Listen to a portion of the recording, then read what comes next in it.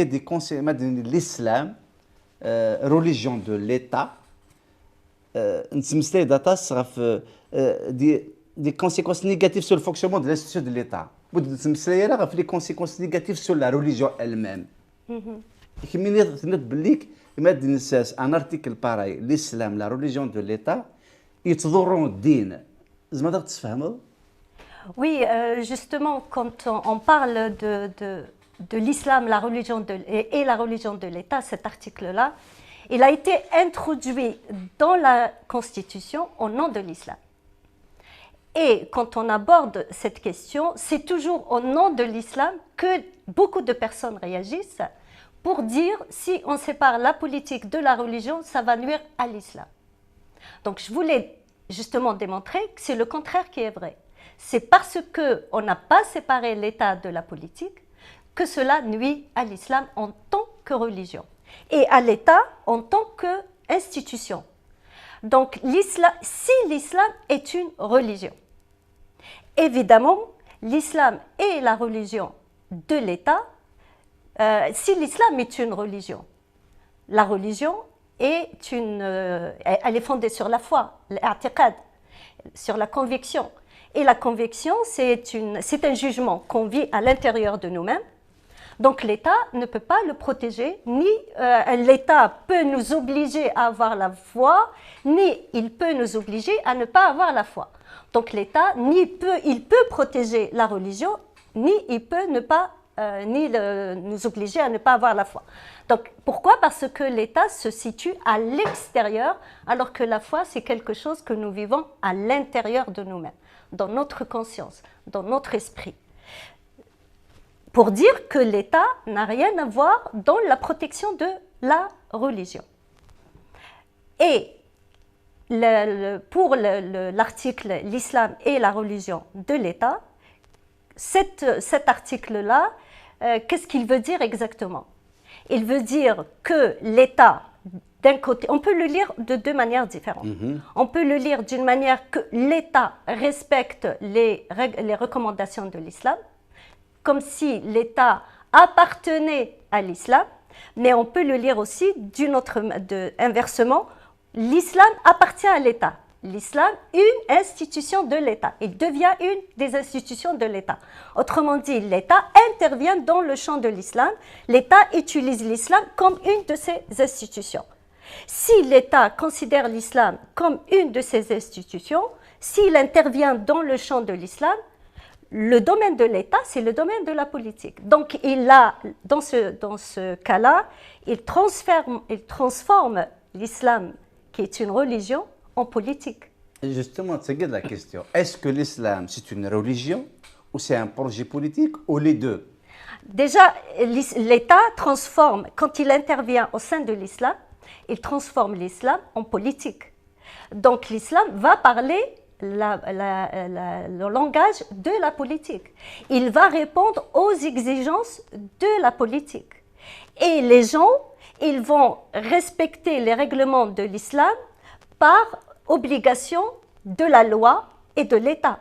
Donc là, l'islam de ces personnes ou leur comportement ne répond pas, ou il n'y a aucune preuve qu'ils respectent les règlements de l'islam par conviction, étant donné que c'est la loi qui leur oblige, par exemple, de jeûner, etc.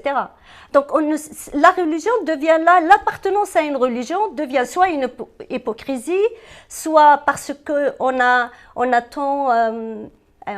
de réaliser un objectif politique, soit tout simplement par intérêt social. Et la religion, en tant que foi et conviction personnelle intérieure, il perd son sens.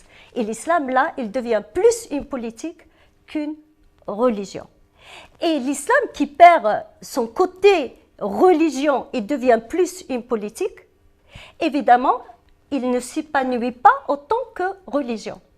Pour qu'une religion s'épanouisse autant que religion, il faut qu'elle soit une religion, une conviction personnelle, intérieure, forte, et que la personne qui se dit « moi je suis musulmane », il est musulman par conviction et non pas par respect ou par obéissance aux lois de l'État, d'une part. D'autre part, pour qu'une religion s'épanouisse, il faut que cette religion puisse s'exprimer librement. Il faut que cette religion puisse faire de la recherche pour chercher plus de vérité. Parce que dans le domaine religieux, c'est comme dans tous les domaines, la vérité doit être une recherche perpétuelle. Mais si l'État est là pour nous donner des ordres concernant la religion, on ne peut pas faire cette recherche perpétuelle, on ne peut pas avoir cette liberté de nous exprimer librement dans le domaine religieux.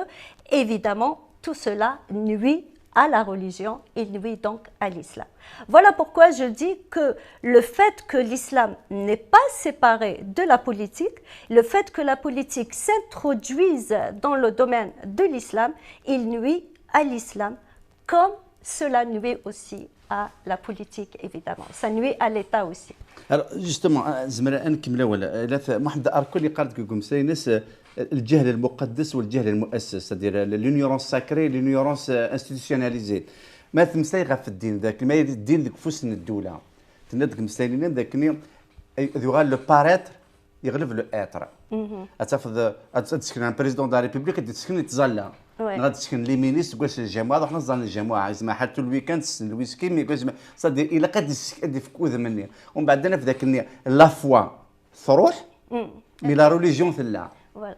C'est le côté social qui reste, c'est pas la religion. Là, ça devient l'aspect social et politique. Ce n'est plus de la religion. La religion, c'est une conviction intérieure. Et la religion, c'est une relation entre l'individu et la divinité. C'est ça la religion. Quand la religion devient un comportement politique ou pour donner une image politique, on est dans le domaine politique, on n'est plus dans le domaine de la religion. Justement, dans les pays musulmans ou comme l'Algérie, l'imbrication entre la politique et la religion est telle qu'on n'arrive plus à les distinguer. On ne sait plus est-ce qu'on est dans un domaine, on est dans le domaine religieux ou dans le domaine de la politique. C'est pour cela que les séparer ferait beaucoup de bien à la religion. Elle deviendra une religion et fera beaucoup de bien à la politique et à l'État parce que l'islam comme religion de l'État nuit beaucoup aussi à l'État. Il nuit beaucoup à l'État parce qu'il lui crée un grand problème d'ordre pratique. L'État se retrouve devant un grand problème d'ordre pratique, étant donné qu'il considère que l'islam est la religion de l'État. Donc l'État, normalement l'État est régi, ou l'État respecte la Constitution. La Constitution qui sont des lois suprêmes, fondamentales d'un État. Donc la Constitution, c'est la loi de l'État. L'État respecte la Constitution dans son fonctionnement. Quand on rajoute l'islam et la religion de l'État, dans ce cas, l'État il a une Constitution comme loi suprême et au-delà de la Constitution, il y a une autre loi suprême au-dessus de la Constitution. Et l'État, là, il se retrouve devant un grand problème. Doit-il respecter les lois de la Constitution ou les lois de l'islam qu'il a considérées comme la règle aussi que l'État doit suivre, d'une part. D'autre part, l'État, l'objectif de tout État, pas l'État algérien seulement, tout État a l'objectif d'être l'État de tous les individus. Mais quand on dit l'islam est la religion de l'État, cela veut dire que l'État appartient à l'islam, ou l'État se déclare comme appartenir à la religion musulmane. Mais en Algérie, par exemple, les individus ne sont pas tous musulmans. Donc si l'État appartient à la religion musulmane, ceux qui ne sont pas musulmans, donc cet État ne fait pas... donc l'État, c'est l'État de la partie de la population qui appartient à cette religion, à l'islam, et non pas les autres. Ils ne sont pas considérés. Donc là, l'État n'arrive pas à être... La logique des choses, l'État doit s'adresser aux citoyens, mais pas aux croyants. L'État doit être l'État de tous. Pour qu'il soit l'État de tous, il ne doit pas se dire « j'appartiens à telle ou telle religion ». Parce que les individus n'ont pas tous la même religion, d'une part. Ils ne sont pas tous musulmans. D'autre part, les musulmans ne pratiquent pas tous l'islam de la même manière. Au sein de l'islam, il y a plusieurs islams. Il y a l'islam sunnite, l'islam chiite, l'islam ibadite, l'islam des démocrates, l'islam des modernistes, l'islam des salafistes, l'islam des wahhabites. De quel islam l'État se déclare-t-il appartenir? En Algérie, on dit l'État appartient à l'islam malikite. Donc l'État algérien appartient à la partie de la population qui fait partie ou qui croit à l'islam malikite. Et les autres, logiquement parlant, l'État, dans ce cas, appartient à cette partie de la population qui appartient à cette religion de l'État. C'est un petit peu... Logiquement, c'est cela. Donc l'État n'arrive pas à se construire, à se réaliser autant qu'État lorsqu'il se déclare appartenir à une religion, alors que dans la société, il y a d'autres religions. Donc il appartient à cette partie de la population qui appartient à cette religion.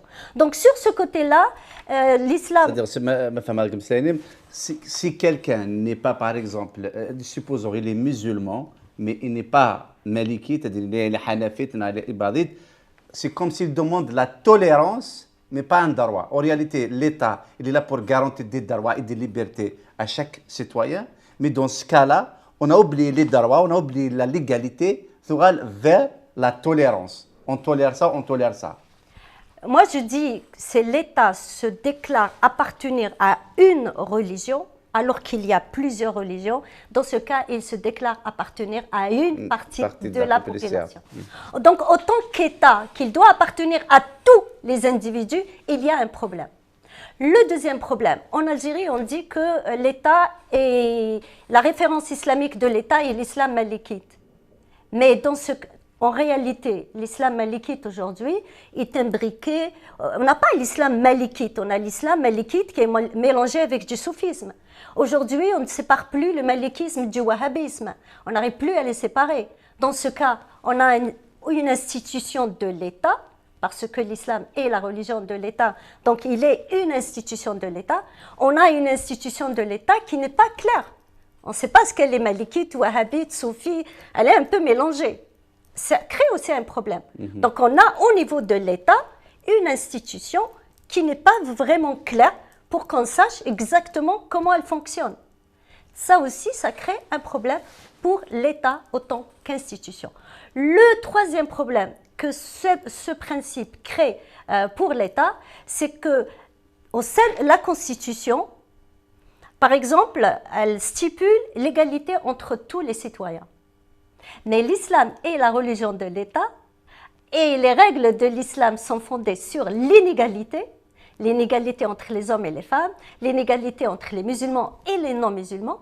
Donc on a au sein de la Constitution des règles, des articles au fait qui sont en conflit.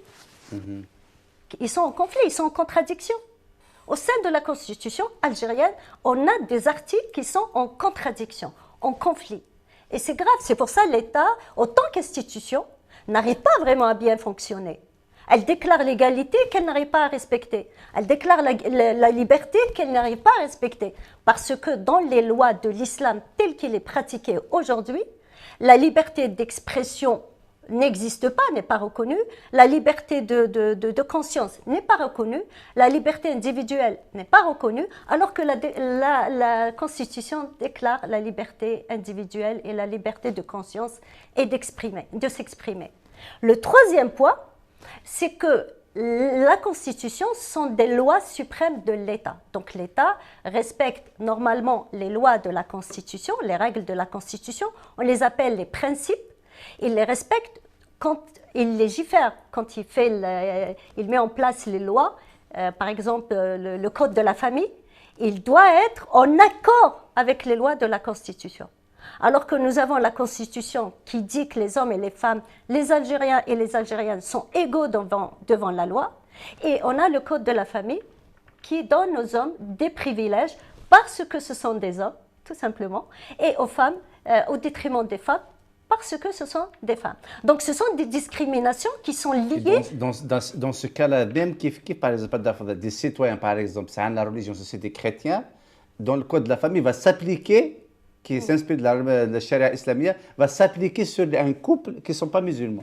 Oui, c'est le même droit qui s'applique parce que justement l'État ne reconnaît pas l'existence des autres religions ou des autres confessions.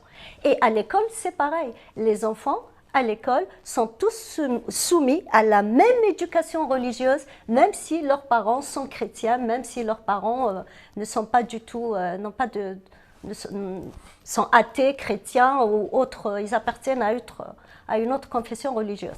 Donc là, l'État, il ne respecte pas, il ne donne pas, disons, aux individus la même chance d'exprimer leurs convictions religieuses.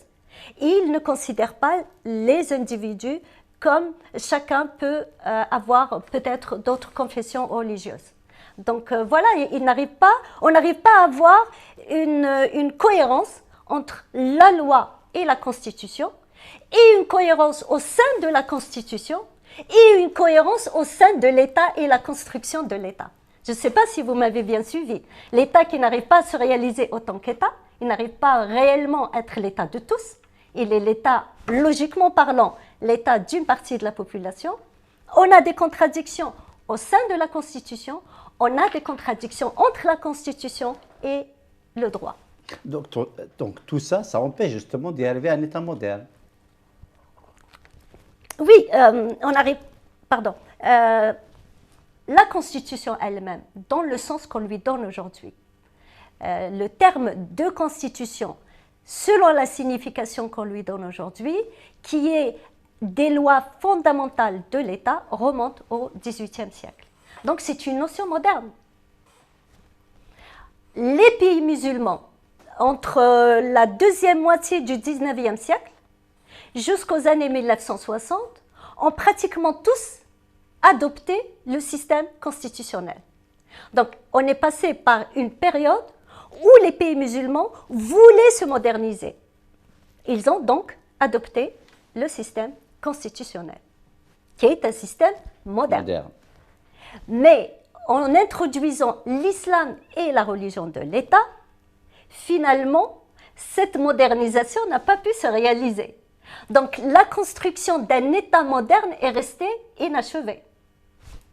Pourquoi? Parce que ces États voulaient sortir d'un système traditionnel pour aller vers un système moderne qui est gouverné par la Constitution.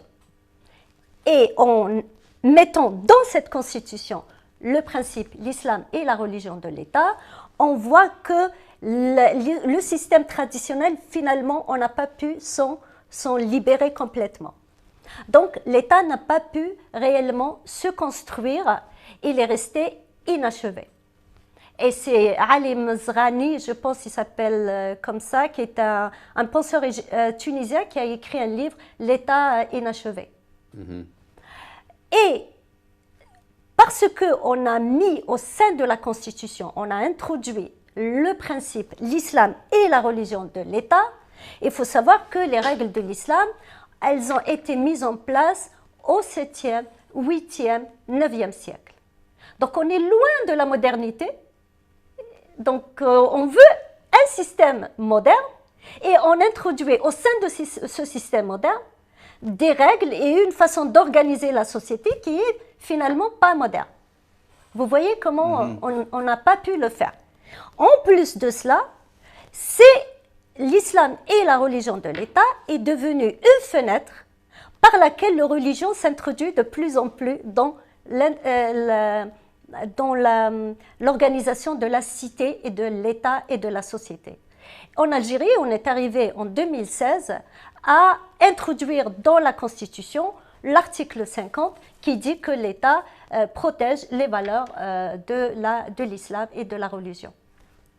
Ce qui veut dire que la religion s'est encore introduite dans les institutions de l'État. Donc ce qui s'est passé, c'est qu'on n'a pas pu réellement construire un État moderne, un vrai État qui est régi par la Constitution. Et comme je l'ai dit tout à l'heure, c'est comme si on avait une constitution et au-delà de la constitution, il y a une autre constitution qui est l'islam. Finalement, c'est flou tout cela. Et de l'autre, non seulement on n'a pas pu construire un État moderne, mais il y a une régression dans ce qui a été fait dans les années 60-70. Mais لو كان كنا une discussion terre à terre parce que dans tous les cas l'islam comme religion de l'État dans l'islamisme امينين باللي voilà l'islam il y a des réponses à toutes les situations c'est un projet politique امين الاسلام صالح لكل زمان ولكل مكان إلها اكن لازم يقلها ثوره امين بعد à chaque fois تحدد تصدر قاعه غير طفله comme quoi l'islam c'est une religion, ce n'est pas un projet politique, il faut séparer la religion et du politique. Donc c'est-à-dire il y a des expressions. Est-ce que notre société n'est pas arrivée à un stade de débat parce que c'est un sujet tabou? On prend comme exemple par exemple des Français, la révolution française par exemple c'est les penseurs, c'est les lumières qui خدمن parce que l'église كشم ديما الناس دي كلش mais بغض les penseurs donc ودي استخدمنا لا غنسن يدد le peuple de faire. Est-ce que nous connaissons pas ça qu'il تلاقي une révolution intellectuelle d'idées يعني ذلك المسلمون ذات اساسنا الطابله يعني اذا ما تشي ذويني غران الشيطوح كان كيقول القران اراد كنت مغلي غفين السنن انسيت بدا نا d'abord une révolution institutionnelle. Tu as posé beaucoup de questions à la fois. C'est vrai.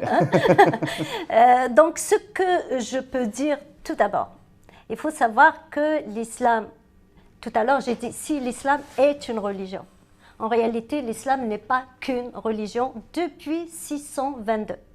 Autrement dit, depuis que le prophète a émigré de la Mecque vers Médine, depuis qu'il a construit son premier État islamique, le premier État islamique. Donc, depuis cette époque-là, l'islam est religion d'État. Donc, l'islam est une religion et une politique à la fois. Évidemment, quand vous mettez dans la Constitution que l'État appartient à une religion et que cette religion ne s'occupe que du spirituel, le problème est beaucoup moins posé que lorsque vous introduisez une religion comme l'islam, qui n'est pas qu'une spiritualité. Le problème se pose davantage, étant donné que l'islam est une religion et un système juridique et politique. Donc automatiquement, il est très difficile à l'État de se contenter de la loi et de la Constitution, et les règles de la Constitution, si l'islam n'est pas qu'une spiritualité. Donc, c'est en réalité la nature de l'islam lui-même. Il est imbriqué de la politique. Et aujourd'hui, est-ce qu'on peut aller vers une société où la politique et la religion sont séparées? Ou, comme vous l'avez dit tout à l'heure, ça devient de l'athéisme, ça devient Finalement, ceux qui disent, nous, on veut pas séparer, parce que l'islam est la religion de la société algérienne, il faut qu'on soit régi par la religion. Entre parenthèses, c'était un discours qui dit que la majorité, c'est des musulmans. La majorité, c'est pas tout le monde. S'il y a un individu, je parle moi selon la logique, s'il y a un individu, qui n'est pas musulman, il a besoin d'avoir l'État aussi, l'État, il faut qu'il lui réponde à ses besoins, lui aussi. Alors, quand on dit « nous sommes musulmans », d'accord, nous sommes musulmans, ce n'est pas vrai, ce n'est pas la réalité, nous ne sommes pas tous musulmans. Il y a des gens qui n'aiment pas voir la réalité. Moi, je les vois, ceux qui m'écrivent souvent, je vois qu'ils ne regardent pas la réalité. On ne met pas le zoom pour voir la réalité. On préfère mettre le zoom un peu flou, pour ne pas voir vraiment la réalité. On préfère dire qu'on est tous musulmans, point barre. Mais en réalité, on n'est pas tous musulmans. On n'est pas dans une société où tous les individus sont musulmans. Et quand ils sont musulmans, on n'est pas tous du même islam. Voilà, ça pose problème. Troisièmement, je crois que l'Algérie aujourd'hui est dans une situation cruciale. Elle est dans ce que j'appelle un carrefour de son histoire. Elle est arrivée à une situation où elle est comme dans un carrefour. Elle a avancé sur une route, paf, elle se retrouve dans un carrefour. Il faut qu'elle choisisse quelle sortie elle doit prendre. Elle ne peut pas rester dans un carrefour. Il faut qu'elle trouve une sortie. Il faut qu'elle trouve une sortie, donc il faut qu'elle fasse des choix, il faut qu'elle prenne des décisions, mais il faut que ces décisions et ces choix soient ceux qui lui permettent de construire un avenir qui permette à tous les Algériens d'être épanouis. Après, s'il y a des gens qui sont égoïstes et ne pensent qu'à eux-mêmes, ce n'est pas ces gens-là qui peuvent construire un État. Un État, c'est aller vers des lois qui peuvent satisfaire tous les individus. Et c'est ça le rôle de l'État. C'est pour cela que l'État ne peut pas se dire « j'appartiens à telle ou telle religion ». Si l'État appartient à une religion, il va l'imposer aux autres. Ce n'est pas normal, c'est injuste et c'est illogique. Donc l'État doit appartenir à tous les individus. C'est pour cela qu'il doit être au-dessus des convictions des uns et des autres. D'autre part, l'État, il n'a jamais été mieux. L'État, le jour où l'humanité, où les êtres humains ont pensé mettre en place l'État, ce n'était pas pour protéger Dieu ou la religion. C'était pour protéger les individus. Le rôle de l'État est de répondre aux revendications de l'individu, c'est de protéger l'individu et non pas Dieu. Dieu n'a pas besoin de l'État pour le protéger. Vous pensez que Dieu a besoin de l'État pour le protéger? Sinon, il n'est plus Dieu. Dieu est un être parfait. Si on pense que Dieu a besoin d'un État pour le protéger, il n'est plus Dieu. Il y a une contradiction. Dieu n'a pas besoin de l'État. Il est l'être parfait. La religion, elle aussi, n'a pas besoin de l'État pour exister. Sinon, elle n'est plus une religion. Si l'État vient avec la loi pour vous dire il faut faire le ramadan, il faut faire la prière, vous n'êtes plus un croyant. Vous répondez aux obligations de l'État. Vous n'êtes plus un croyant. Un croyant n'a pas besoin que l'État vienne lui dire tu fais le ramadan, tu fais la prière, tu fais... Il n'a pas besoin de ça. Ça vient de lui-même. C'est ça un croyant. Donc, dès lors qu'une religion a besoin d'un État pour la protéger, elle n'est plus une religion, elle est une politique. Elle sort du domaine de la religion pour rentrer dans un autre domaine qui est celui de la politique. Je pense que vous êtes d'accord avec moi. Logiquement, c'est ça. Si j'ai besoin de quelqu'un qui vienne m'obliger à faire le ramadan, c'est que je n'ai plus la foi. Donc, on n'est plus dans la religion, on est dans la politique. Donc, c'est pour cela que l'État, déjà pour pouvoir construire un État juste, où tous les individus sont égaux devant la loi, musulmans, non-musulmans, hommes, femmes, ils doivent être tous égaux devant la loi, et que l'État, son rôle, sa fonction, c'est de protéger l'individu, de lui garantir les moyens qui lui permettent de trouver du travail, les moyens qui lui permettent d'avoir un logement, les moyens qui lui permettent d'avoir une culture et un savoir intellectuel, scientifique, les moyens qui lui permettent de faire de la politique, de vivre en société, de sortir librement, de marcher dans la rue sans avoir peur, d'avoir une maison sans avoir peur qu'on lui cambriole sa maison. C'est ça le rôle de l'État. Le rôle de Dieu et de la relation avec Dieu, c'est le rôle de la religion. Et c'est pour cela qu'il faut absolument les distinguer. L'État ne se mêle pas de la religion et la religion ne se mêle pas de l'État. L'État qui se mêle de la religion la transforme en État et elle perd son sens. Et la religion qui se mêle de la politique, pareil, elle devient une politique et elle perd son sens. Donc il est absolument... L'islam aujourd'hui a besoin d'une réforme qui lui redonne son sens de religion et justement, il s'est tellement mélangé avec la politique qu'on ne sait plus est-ce qu'il s'agit d'une politique ou d'une religion. طيب بيان مازال دنو على انكبل تسميتها وتسات وانا كلاونا قلت لنا رزيقه عدناني اكريفان فيلوزوف اسلامولوج مازال دنوا اول ديما في ماشي كان الارتيكل خاطر الا الارتيكل ديال لا كونستيتيسيون ما تصل لي تمورا تعرفين تصل كخم الارتيكل كيما شو كان تمورا نظام تفضل باغ اكزومبل دي ليبان تفضل السودان تفضل اسبوساكي ميم ديال السينيغال ils ont opté pour la séparation de la religion et du politique il y a pas mal de pays musulmans qui خبر مثلا سمي la laïcité. Oui, oui. Le Sénégal, au fait, il a introduit la laïcité dans son système constitutionnel, dans sa constitution, en 59. Après, il le réitère à chaque révision de la Constitution. Et donc, nous avons la Turquie, le Burkina Faso, le Sénégal, le Mali, ce sont des...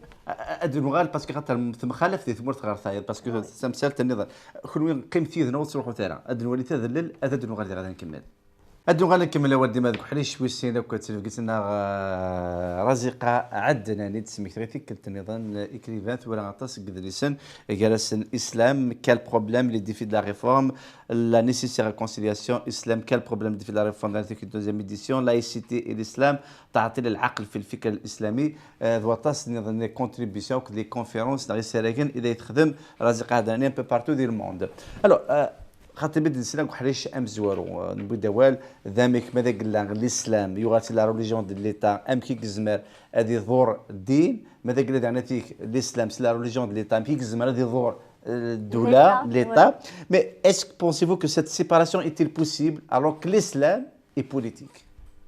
L'islam est politique, comme nous l'avons dit tout à l'heure, depuis 622. Mais il n'était pas politique depuis 610 jusqu'à 622. Explique-nous. L'islam a commencé dans la période de la Mecque, en 610 jusqu'à 622. En 622, le prophète est parti vivre à Médine.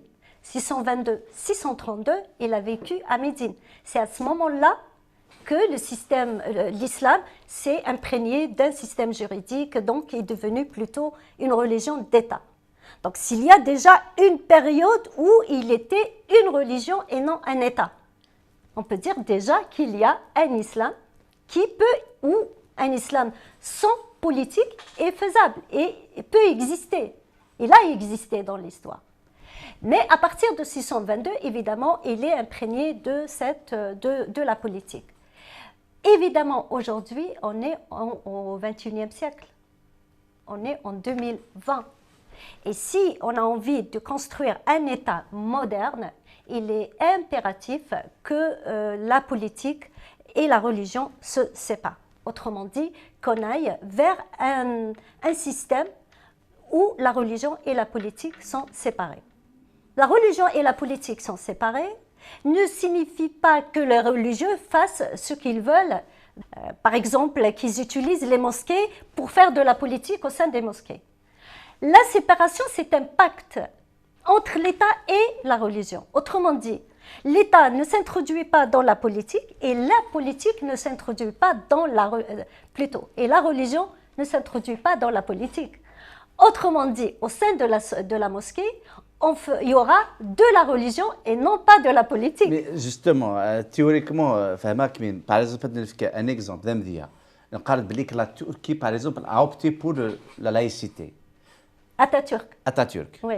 Mais rien n'empêche, ils ont un conseil Diyanat qui s'occupe de la mosquée et de la religion. Et des fois, les imams introduisent justement leur point de vue dans la politique. C'est-à-dire, quand on vers une laïcité, quelle laïcité est-ce qu'il y a un pays où on peut s'inspirer?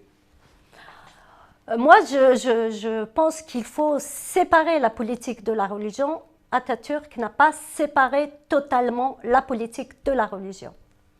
Séparer, autrement dit, la politique, l'État ne se mêle pas de la question religieuse. Mais la religion ne se mêle pas de la question politique.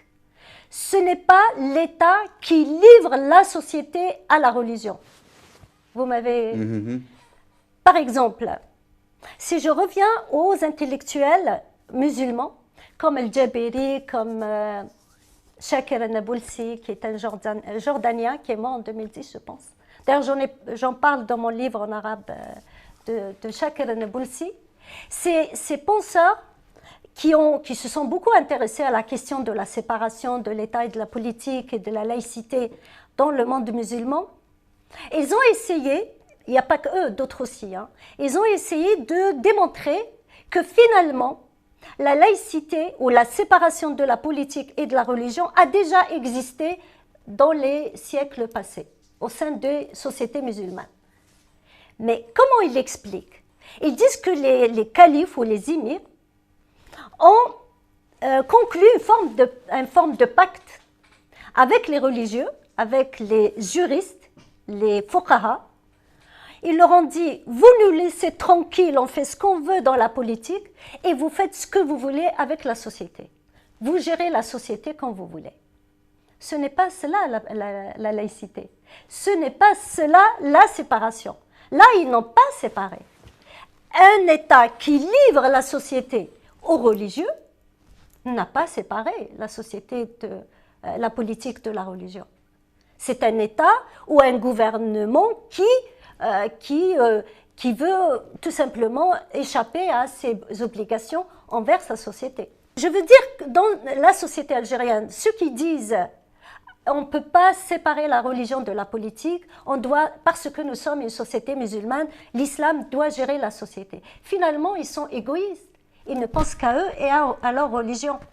Donc, cette séparation entre le politique et le religieux, ils ne l'acceptent finalement que la personne qui a atteint une certaine maturité sociale et politique.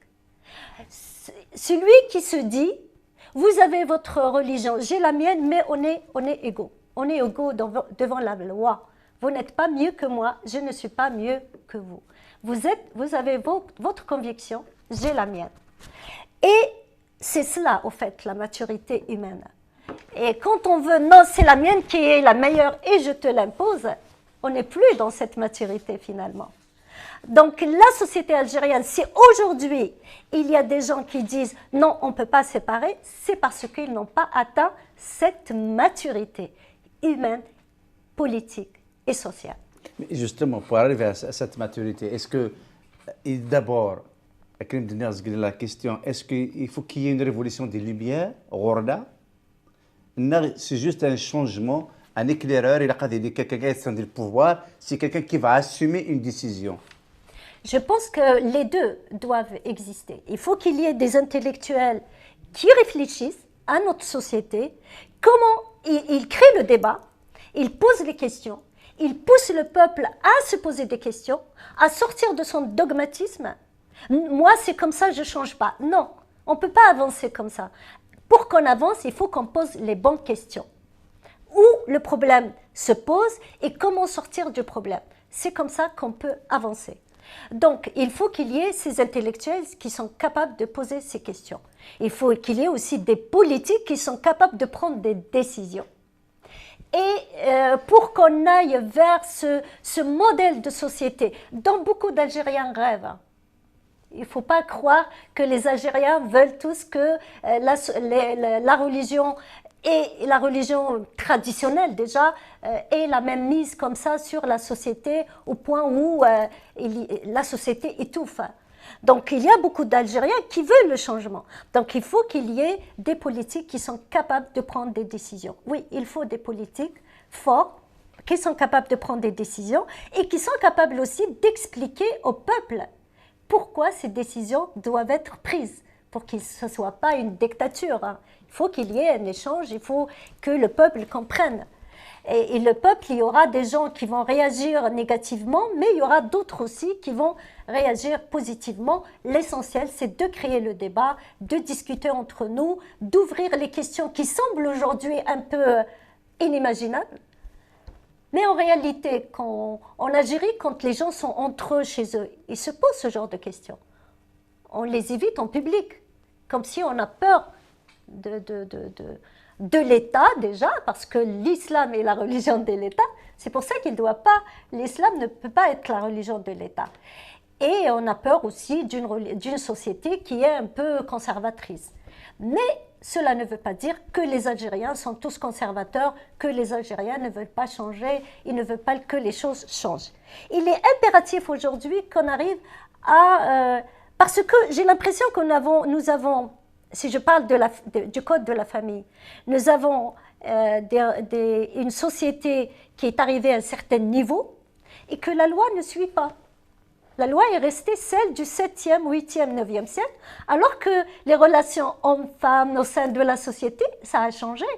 Parce que l'Algérie ne vit pas renfermée sur elle-même. Elle vit dans un monde. Et on a changé malgré les apparences. Et on a changé malgré les conservateurs qui ne veulent pas qu'on change. La société change et évolue. Il faut que la loi soit une loi qui est issue de la raison pour qu'elle puisse suivre le changement de la société. Car les lois qui sont issues de la religion, évidemment, elles ont un caractère sacré qui fait qu'elles sont difficiles à changer ou à faire évoluer.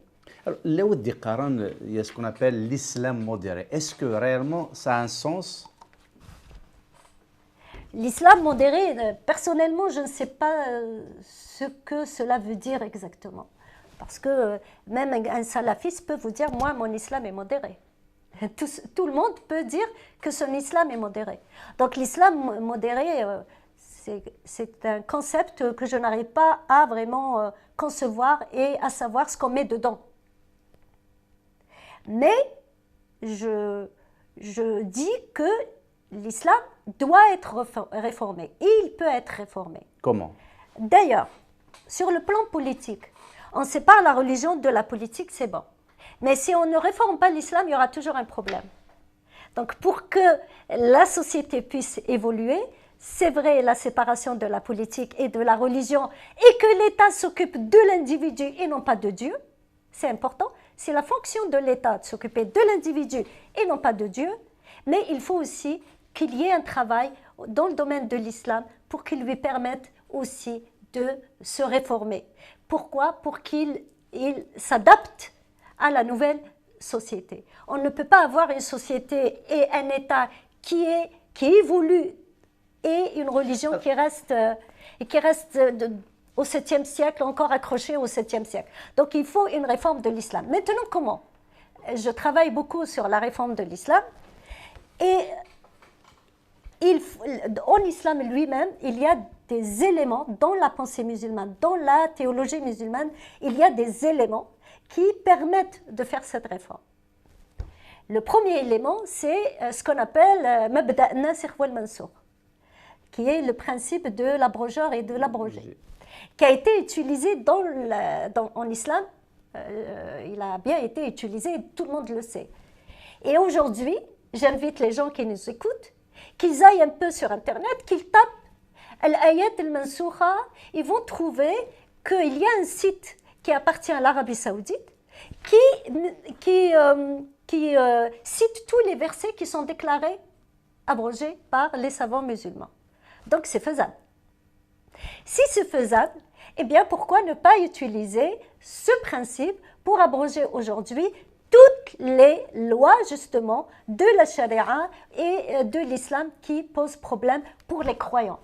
Pas pour l'État, pour le croyant. L'État, son rôle, c'est la loi issue de la raison. Je parle pour le croyant. Donc, on doit proposer un islam modéré, réformé pour les croyants dans les sociétés nouvelles. Les personnes qui ont besoin de croire, ils ont besoin de religion, il y aura toujours des gens qui ont, dans l'histoire de l'humanité, l'humain a toujours besoin de croire et d'avoir de la religion. Pas tous, mais il y en aura toujours, il y en a eu toujours. Ces gens-là, évidemment, il faut leur proposer un autre islam. Entre parenthèses, d'autres philosophes, l'athéisme, c'est une forme de croyance. Oui, il y a ceux qui le disent. Mais si on reste dans l'islam, il faut qu'on arrive quand même à proposer à ces gens-là un islam qui leur permette de vivre en harmonie avec leur nouvelle société. Si vous leur dites, on a une loi qui considère que les hommes et les femmes sont égaux, et puis lui qui lit l'islam et il trouve qu'ils ne sont pas égaux, évidemment, il sera en quelque sorte perturbé. Pour qu'il soit en harmonie avec lui-même en tant que croyant, il faut aussi faire ce travail au sein de l'islam. Donc, et c'est faisable, personne ne peut me dire que ce n'est pas faisable. On a aboli l'esclavage. On a aboli des versets qui permettent la consommation du vin. On a aboli d'autres versets, le verset qui concerne le châtiment de la main coupée. Donc il y a c'est pas, abolir ne veut pas dire supprimer le verset du Coran. Abolir, c'est déclarer la règle qu'il contient comme caduque. Nasr, c'est déclarer la règle comme inapplicable. Donc c'est faisable, alors pourquoi ne pas utiliser cela pour aller vers un autre islam plus compatible avec nos valeurs actuelles, les valeurs de l'humanité, l'égalité, la liberté, l'humanité, ces valeurs-là qui sont universelles et qui sont très importantes pour nous aujourd'hui et pour notre relation avec les autres qui sont comme nous et avec même les autres qui ont d'autres cultures, d'autres religions. On reste tous, nous faisons tous partie de l'humanité. Mais les autres religions monothéistes, ils ont fait justement des réformes. Mais comment et dans le cas de l'islam, la réforme de l'islam, quels sont les défis justement de la réforme? Quels sont les défis de la réforme? Le premier, les défis de la réforme, d'abord d'accepter qu'on appartient au XXIe siècle. Il faut d'abord accepter cela. Et beaucoup ne l'acceptent pas encore. Hein. Ils vivent au XXIe siècle et dans leur tête, ils sont au 7e siècle. Donc il faut d'abord accepter qu'on appartient au XXIe siècle. Il faut accepter aussi que l'Algérie appartient à un monde qui est impitoyable.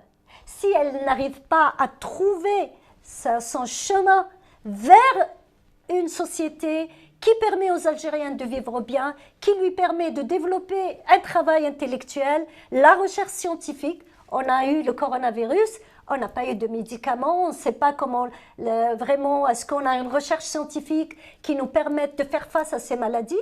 Demain, peut-être qu'il y aura d'autres maladies encore plus graves. Il faut que l'Algérie soit capable de développer aussi la recherche scientifique.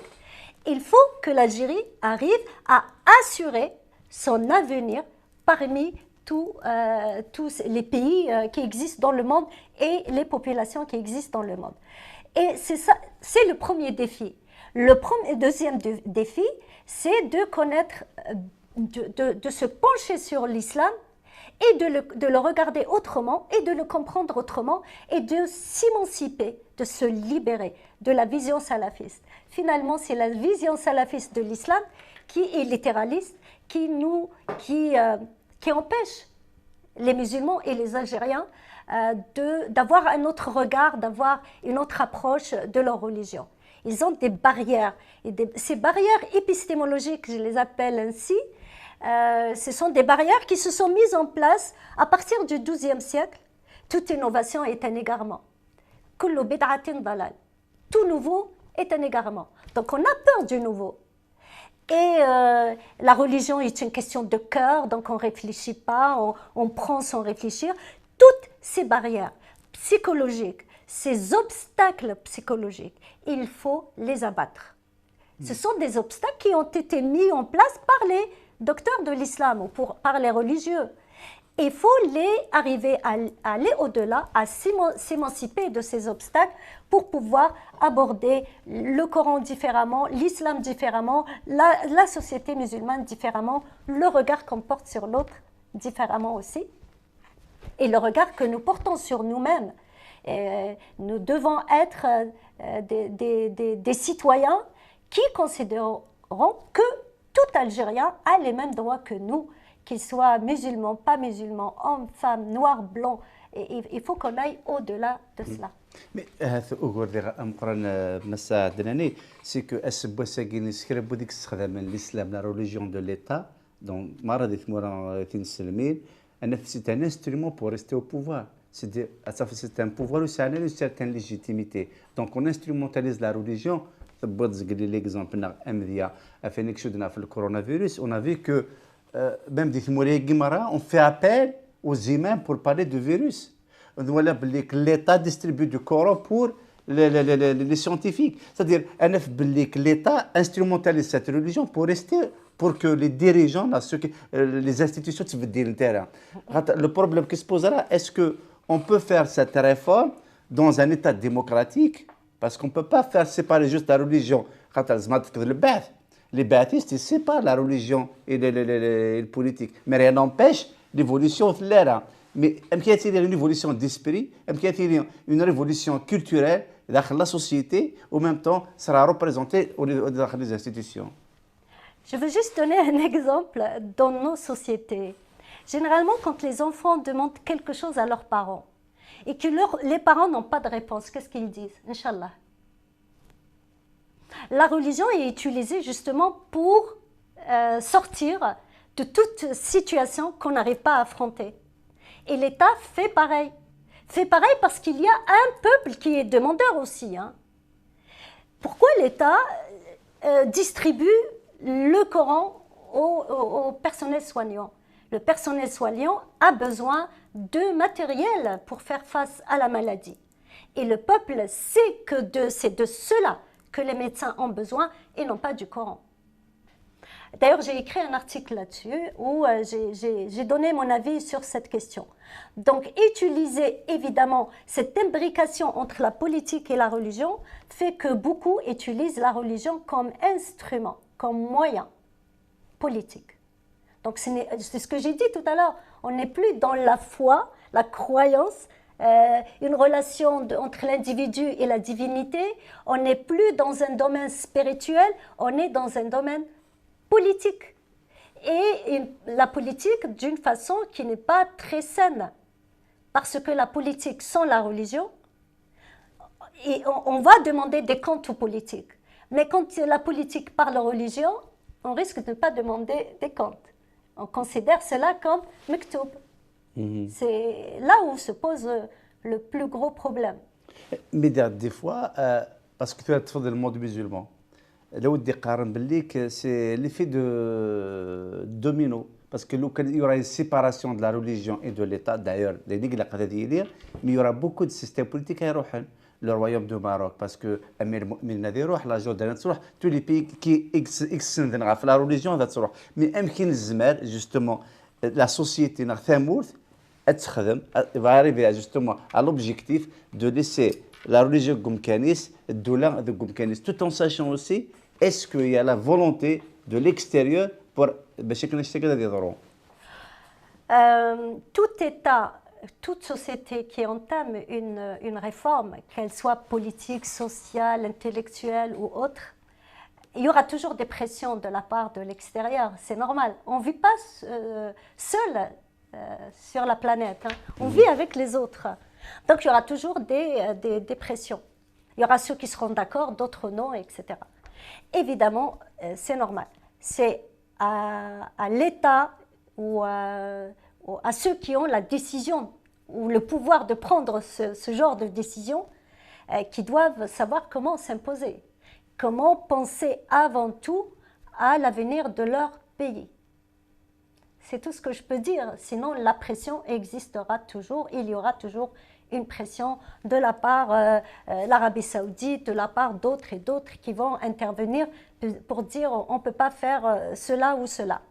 Vous savez, l'Algérie, quand elle a eu son indépendance en 1962, en 1963, ça a été la promulgation de la première constitution. Elle a introduit l'islam comme religion d'État dans le 4e article de cette première constitution. C'est dû au fait que aussi tous les pays voisins ont fait pareil. Donc on n'est pas seul, il y a une pression extérieure énorme.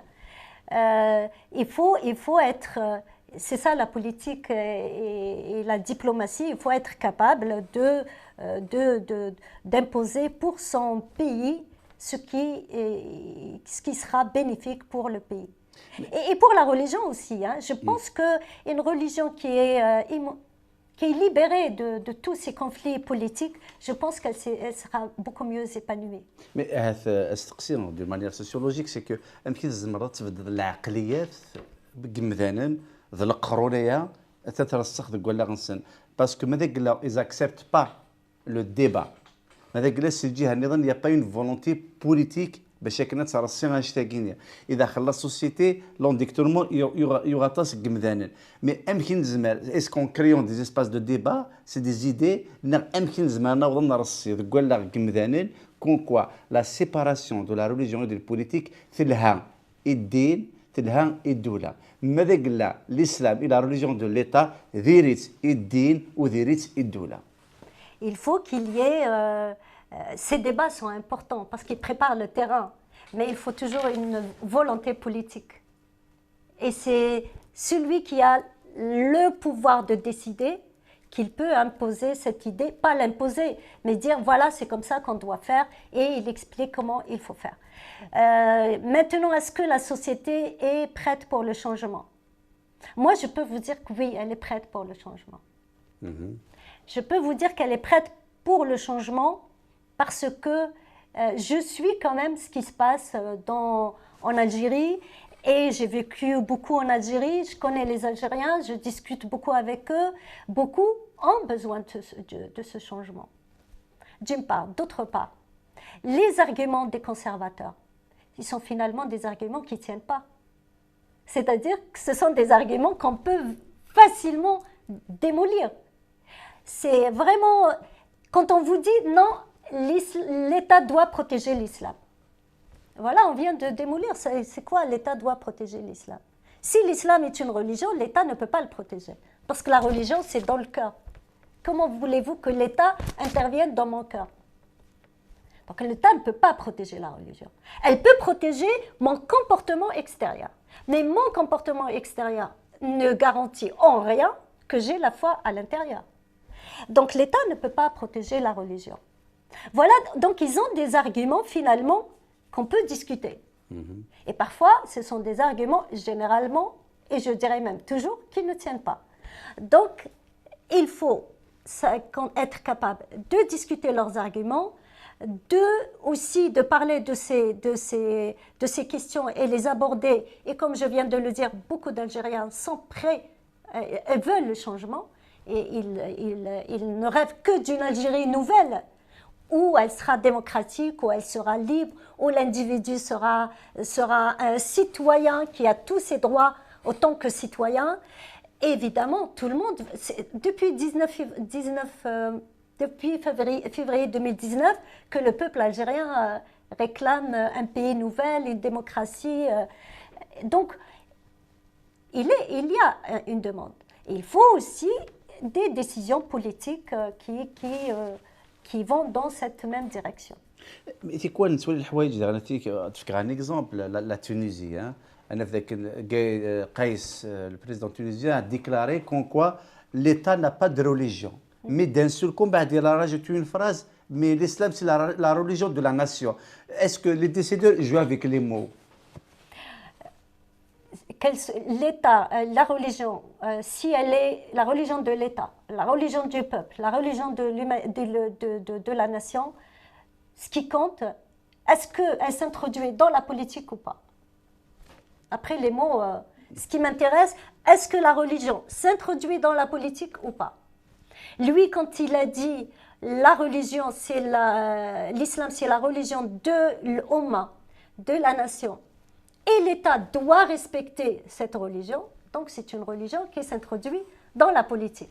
Le résultat est le même. Donc il n'a rien changé finalement. Alors, عندها تحبس la religion, عندها تحبس l'État. L'État, c'est tout ce qui est politique, l'organisation de la société, tout ce que demande l'individu comme droits politiques et sociaux, intellectuels et culturels, et tout ce que les individus partagent ensemble. La religion, elle s'occupe du monde, de la relation entre l'individu et le divin. Alors, si on fait une synthèse, ما تحمل الدين ولا قرات تشكشم ديال السارتيف ما تبغي ان ايتا دو الداروا كي غارونتي لي ليبرتي لي دروا بور تو لي سيتويان ولا قرات ديك الشم الدين او رياليتي الاسلام لا ريليجيون دو ليتا يتضروا ليتا يتضروا لا ريليجيون. Je pense que si chacun pour de faire nous, une synthèse de la contribution, si chacun de nous se pose la question, est-ce que je me dis que je suis musulman parce que il faut le dire, c'est ainsi qu'il faut le dire en société, en Algérie, parce que c'est ce que me demande la loi et tout, ou je dis que je suis musulmane par conviction. Il faut que chacun se pose cette question. Voilà. رزقة عدناني ميرسي تنمير ثم قرانت Merci à يعطيك toi, المساحة Karim. تسطاس تنمير ثم قرانت تسميك رزقة عدناني دونك نبو دوال غاف une contribution تسوفا السمانية يجيرو تلميذ السما l'islam est la religion de l'État ni bénéfique ni pour l'État ni pour l'islam وإذا أنا تيكون ذيك بغانا بغارنتي كتابيني ثورة رزقة عدناني زعما ما تفهم islam quel problème les défis de la réforme la nécessaire réconciliation laïcité islam تعطي العقل في الفكر الإسلامي تلميذ ثم قرانتي رزقة عدناني Merci. il y a quelque chose à rajouter dans Non, pour le livre Islam, les défis de la réforme, en fait, c'est le même livre. Il y a une version française et une version marocaine. Ah, ok, Ouais. c'est pour ça. Ouais. C'est le même livre, ah ouais. أبا ثنمير ثنوني كنت لك تكونوا الدليل ذات ولم ذاكني وإلا قارا نخدم الزرفي ولا كل حاجة زمرت نسقردش أكني قاري ونمو سي ان فيلوزوف سي ان بويت جو بونس سيريان أدونيس سي ان سيريان Oui. لا شيء ثابت الثابت الوحيد هو متحرك ولا شي حاجه يقول لنا تجمد ثاني جمد ثاني تنبويلا ان كل حاجه الا قد تسقر شو مذان السبو ساكيا ولا شان سوجي طاب ولا قاري ولا كيني ثاقي ولا قارا نا ثاقي نا تداك نا ثاقاكا ما نبغى نخدم ثامور ثقاري توقاد درنا كي مذانا من كل حاجه غتسيدي هذا كمكانيس الواقع يقول قد نساس غير والنار ولا قاري ولا الاستخدام الديني وكلا دي وسا كرسي ولا قاري ولا دي قيمه فوق كرسي الاستخدام الديني وكل سي تكسرها الدين دي قيمه الكولاون وكيمي قال من الدين الايمان ماذا قال لا تسرتيت نغ ثامورت اتستفنوض غا في الزرفان اللي تبقى دارنا كي مذانا اكن ملات ولاش ولا رايدين ذا بوغاتون بوني غادي خلق تنبير ثم قرانتي من الدميدنا سلام هذاك الذي في الساسن في الاول في حلا رقماث في حلا سمسخ بوال في كثيون الهانت اذان تروى بسقر ذشت بلاتي نساء اويدو كان انزل على ثمو سنين اني ثمو سنين ذا نتساتي ذا الساس نتوذات جاكو ذا خير ارتكت نظام